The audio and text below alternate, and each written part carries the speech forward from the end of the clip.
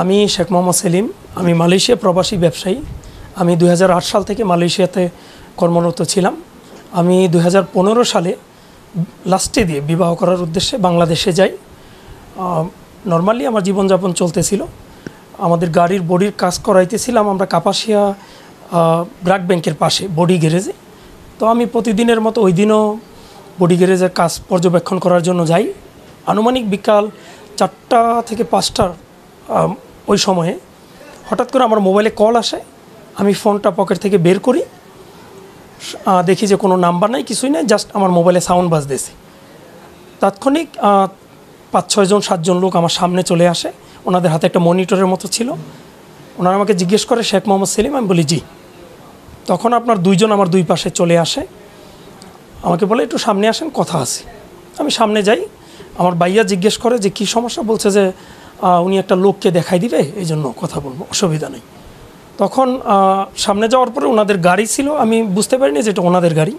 ওখানে যাওয়ার সাথে সাথে ওনারা আমার ধাক্কা মেরে গাড়ির ভিতরে ঢুকাই ফেলে। গাড়ির ভিতরে আরও 2-3 জন বসা ছিল। আমার ঢুকানোর সাথে সাথে যিনি বাইরে ছিল উনিও গাড়ির ভিতরে উঠে যায়। আমার হাত বেঁধে ফেলে, আমার চোখ বেঁধে ফেলে। প্রথম চোখ বাঁধে 2টা কাপড় দিয়ে, তারপর একটা কালো টুপি পরায়। গাড়ির দরজা বন্ধ করে দিয়ে গাড়িটা চলতে থাকে। আমার মানি ব্যাগ নিয়ে নেয়, আমার ফোনটা নিয়ে নেয়। আর একজন আমাকে বলে আপকো হিন্দি আতা হ্যায়, হিন্দি মে বাত করো। তো আমি বললাম যে মেরা থোড়া থোড়া হিন্দি আতা হ্যায়। ইংলিশ?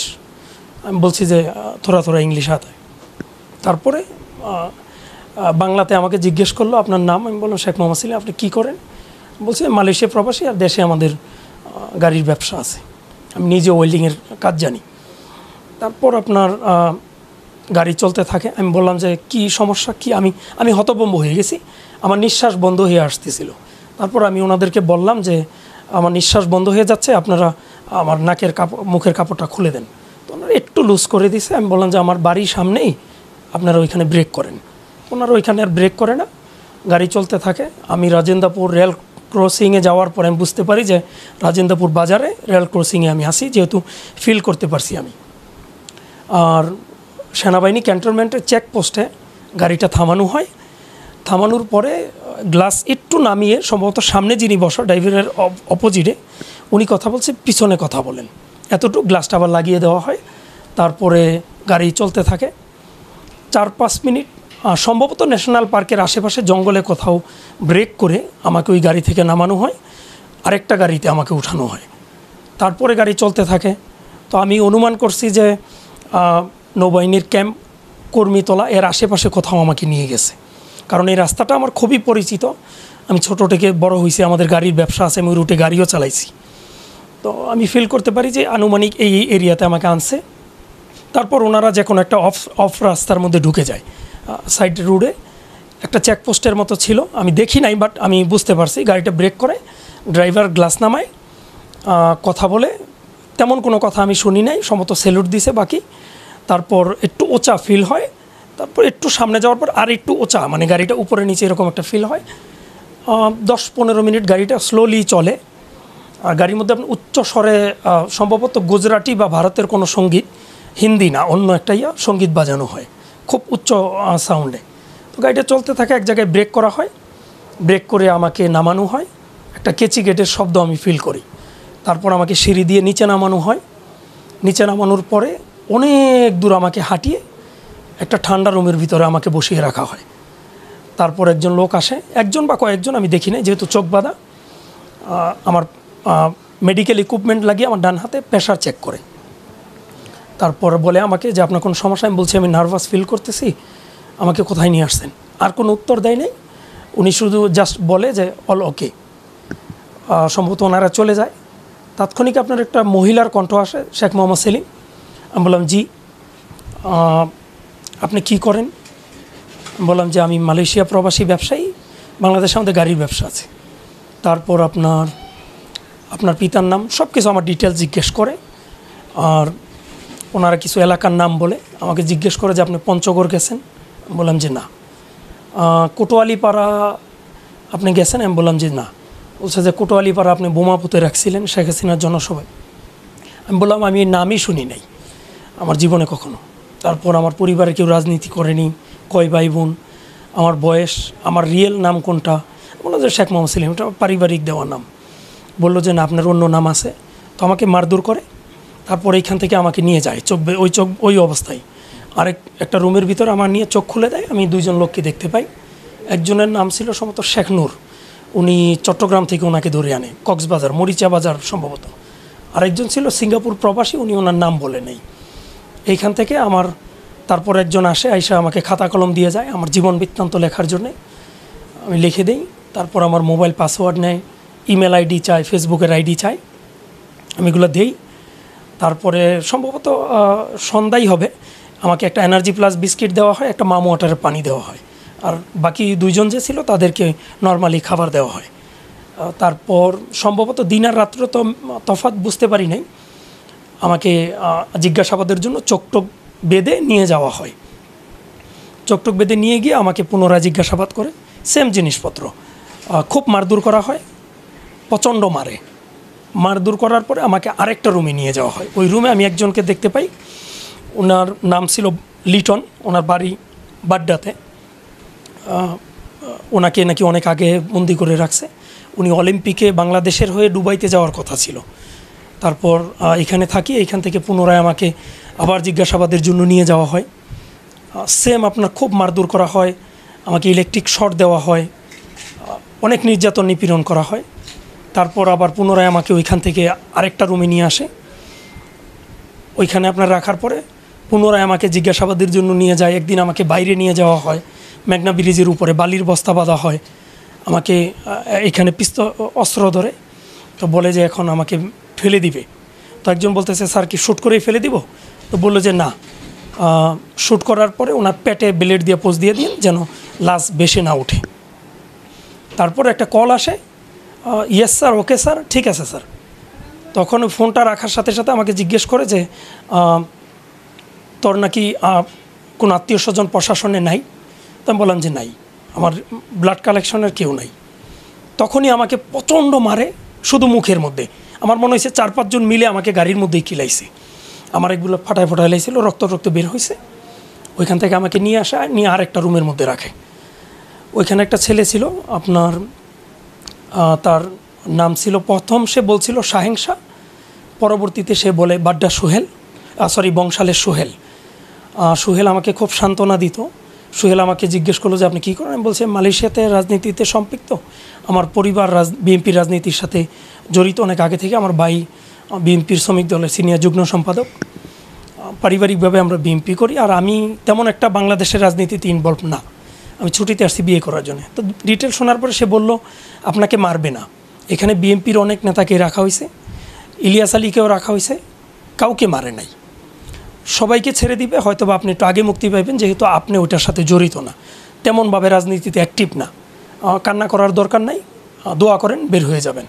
আর যদি বের হন তাহলে একটু বংশাল গিয়ে বললেন যে যুবনেতা সোহেল, আপনি যার কাছেই বলেন বংশাল যুবনেতা সোহেল বললে সবাই আমাকে চিনবে, বললেন যে আমি বেঁচে আছি, আর যদি বেঁচে থাকি তাহলে রাজপথে দেখা হবে।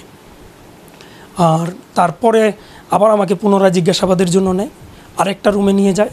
ওইখানে আমি একটা ছেলেকে দেখতে পাই যার বুকের হাড় সব ভাঙা ছিল।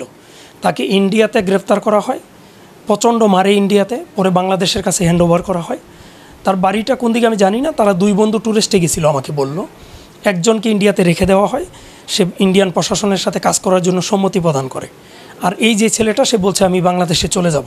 তখন তাকে প্রচণ্ড মেরে বাংলাদেশে বর্ডার গার্ডের কাছে হস্তান্তর করা হয়।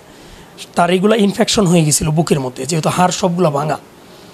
তারপরে এখান থেকে আমাকে আরেকটা রুমে রাখে, আমাকে আমার জামা কাপড় রিটার্ন দেওয়া হয়।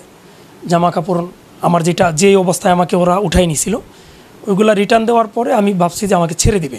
তো ওইখান থেকে আমাকে বের করে নিয়ে যাওয়ার সময় আমাকে বলা হয় সরকারের বিরুদ্ধে কখনো কিছু লিখবা না, কোথায় ছিলে, কেমনে ছিলে, কোনো কিছু কারো কাছে বলবে না, যদি বলো তুমি এবং তোমার পরিবার শেষ। তো আমি বললাম যে আমি প্রয়োজনে আমার পরিবার নিয়ে দূরে কোথাও চলে যাব, দেশের বাইরে।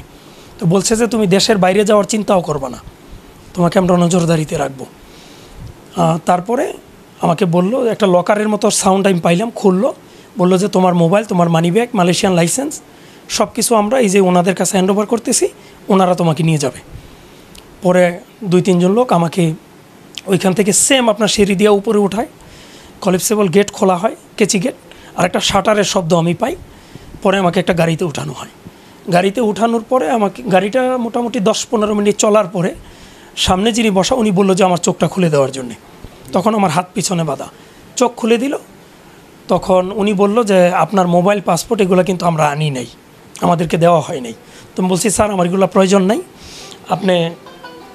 আপনারা আমাকে ছেড়ে দেন, আমাকে ছেড়ে দেন। তো বলছে জি ছেড়ে দিব। তাৎক্ষণিক কিছুক্ষণ যাওয়ার পরে দেখলাম যে আমাকে ওনারা মিন্টু রোড নিয়ে যায়, ডিবি কার্যালয়ে। ওইখানে আমাকে বন্দি করে। বন্দি অবস্থায় অনেক দিন ছিলাম। আমার পরিবারকে ডাকানো হয়, 14 লাখ টাকা নেওয়া হয় আমার পরিবার থেকে আমাকে ছেড়ে দেওয়ার কথা বলে। পরে আমাকে ছাড়া হয় না, কোর্টের মাধ্যমে রিমান্ডে আনা হয়। রিমান্ডের কথা বলে 4-5 লাখ টাকা ওনারা পুনরায় আমার পরিবারের কাছ থেকে নেয়। বিভিন্ন সময় বিভিন্নভাবে ওনারা আমার পরিবারের কাছ থেকে টাকা নেওয়া হয়। তারপর আমাকে কোর্টে চালান করে দেয়। কোর্টে চালান করার পরে আমি জজকে বলি একটা পার্সোনাল রুমে নিয়ে যায় 2-3 জনকে। আমি মহামান্য জজকে বলি দেখেন স্যার, আমি মালয়েশিয়া প্রবাসী একজন ব্যবসায়ী, আমাকে দীর্ঘদিন গুম করে রাখছে, আমি জানি না কোথায় ছিলাম, আমাকে খুব টর্চার করা হয়, যেটা পৃথিবীর কোনো হিংস্র জানোয়ার কেউ করে না। তো উনি বললো যে কোথায় মারছে। আমি বললাম তাহলে আমি শার্ট আর প্যান্ট খুলতে হবে। তো বলছে ঠিক আছে, আমি বুঝতে পারছি। তো উনি আমার পাসপোর্ট নাম্বার নিয়ে চেক করে দেখে যে আমি 2008 সালে মালয়েশিয়া আসি। তখন উনি কাগজটা ছুঁড়ে ফেলে দেয়, যেই মামলাটা আমার বিরুদ্ধে দেওয়া হয় এই কাগজটা ওই পুলিশের যে কর্মকর্তা ওনার দিকে ছুঁড়ে ফেলে দিয়ে বলে যে আপনারা এগুলো কী মামলা নিয়ে আসেন যেটির কোনো ভ্যালিড নাই। এই লোকের যেই জবানবন্দি দিচ্ছে আর এই মামলা যেটা আপনি রুজু করছেন এর সাথে ওনার কথার কোনো মিল নাই, সুতরাং এই ধরনের মামলা আমার কাছে আনবেন না। আর উনি কাগজের নিচে ওইখানে লিখে একটা কাগজ ওনাদেরকে দেয় যে শেখ মোহাম্মদ সেলিমকে সাবধানতার সহিত পরিবারের সামনে জিজ্ঞাসাবাদ করার জন্য আদেশ প্রদান করা হচ্ছে। যেই অবস্থায় ওনাকে আমার আদালত থেকে আপনাদের জিম্মায় দেওয়া হচ্ছে, পুনরায় একই অবস্থায় ওনাকে আমার আদালতে সোপর্দ করা হবে, আপনাদেরকে আদেশ করা হলো। তখন ওনারা আমার ওইখান থেকে নিয়ে যায়। তারপর আমার পরিবারের সাথে পুনরায় সাক্ষাৎ করে, টাকা পয়সা নেয় ডিবিতে। তারপরে আমাকে কেরানীগঞ্জে 3 দিনের মাথায়, 4 দিনের রিমান্ড ছিল, 3 দিনের মাথায় ওনারা আমাকে কেরানীগঞ্জে প্রেরণ করে দেয়। কেরানীগঞ্জ থেকে কাশিমপুর থেকে আমি জামিন নিয়ে বের হই সম্ভবত নভেম্বরের লাস্টে দিয়ে। টোটাল আপনি কতদিন আটকা ছিলেন? আমি মে মাসের 29 তারিখে আমাকে ওনারা গুম করে।